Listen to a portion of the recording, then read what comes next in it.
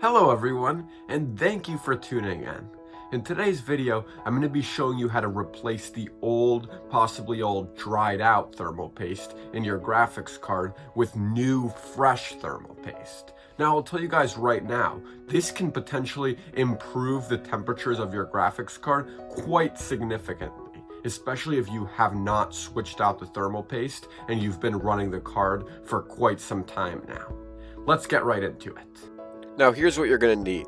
Obviously your graphics card, a tube of thermal paste. I'm using MX4 from Arcticool, but you can use whatever you want. Although I am going to strongly recommend that you use thermal paste that is not electrically conductive, because that is where it becomes very dangerous. If you're using something like liquid metal that's electrically conductive, you can potentially destroy your graphics card a lot more easily. Then you're going to need a screwdriver that corresponds with the size of the screws on the back of your graphics card. Mine only has 4, but yours is likely going to have more than that. But either way, you're going to have to probably remove all of them. Now this is sort of optional here, but another item that would not hurt to have, and your thermal paste might have very well come with one, is one of these paddles for spreading the thermal paste. Let's get right into the process. So first start by removing all the screws on the back. I'm going to remove my 4, but like I said, your graphics card is probably going to have more than 4.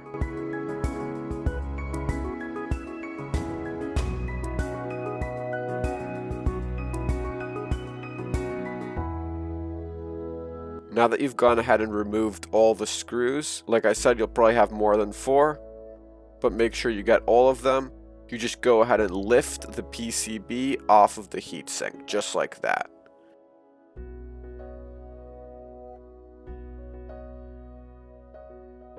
Now that you've got access to the actual inside of the graphics card, right here is the GPU die, and that's what you want to repaste.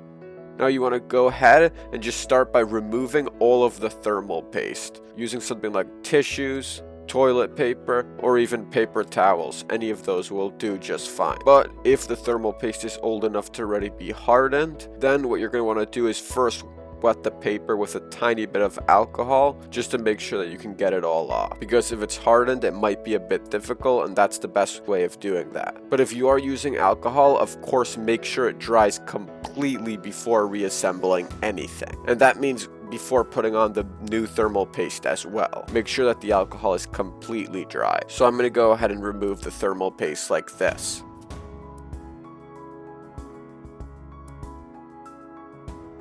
There's a tiny bit there that's hardened, which I would normally use alcohol to remove it. But since I want to continue on with the video, I'm just going to leave the tiny bit there. But if it was you, you should use alcohol to remove that. I just don't want to wait for it to dry, that's why in this video. So now what you have to do is remove the residue of the thermal paste from the heatsink itself, because it will of course be there as well. As you can see, it's quite hardened on, but just a bit of scrubbing gets it off more easily from the heatsink than from the GPU die itself. Now that we've got that done, what we're going to do is go ahead and apply new thermal paste. This is especially true if you're using electrically conductive thermal paste, which, as I've said, if you're not entirely sure what you're doing, you shouldn't be. But even if you're using non-electrically conductive thermal paste like this, you only want to put a tiny bit so you don't make a mess. And of course, how big of an amount you're going to put is going to depend on the size of your GPU die, which is just a silver square in the middle.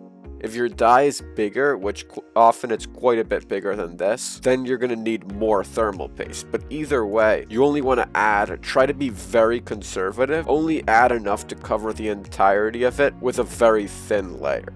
So I'm going to add a tiny bit, just because the die is so small. But if you have a larger die, you're going to need to add more accordingly.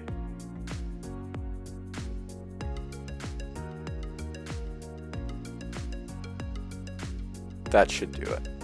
It's nothing like applying to your CPU, guys. You're going to need a lot less in this case. And this is not entirely necessary if you happen to not have gotten one of these paddles included with your tube of thermal paste, but it doesn't hurt to spread out the thermal paste evenly on the die itself if you can. It's also a good way of making sure you have a correct amount. By the way, guys, I'm going to leave a link to this thermal paste in the description since it's pretty good stuff. Now that I've coated the die in a very thin layer of thermal paste, now it's time to reseat the heatsink back into place.